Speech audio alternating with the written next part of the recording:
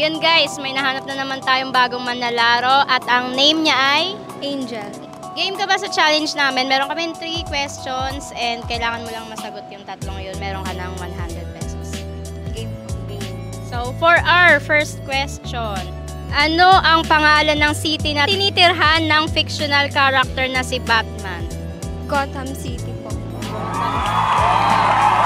Nakaisa na siya. Kung ang malalim ay deep, ano naman ang mababaw? Shallow. Ayun, shallow. Dalawa na. And last question, sa palabas na Alice in Wonderland, ano ang pangalan ng konehong sinundan ni Alice? White Rabbit. Yun. So, nakatatlong tamang sagot si ate. So, meron siyang 100 pesos. Shoutout po sa lahat ng friends ko. Shoutout daw sa lahat ng friends niya yun. So, guys, yun na. Bye-bye.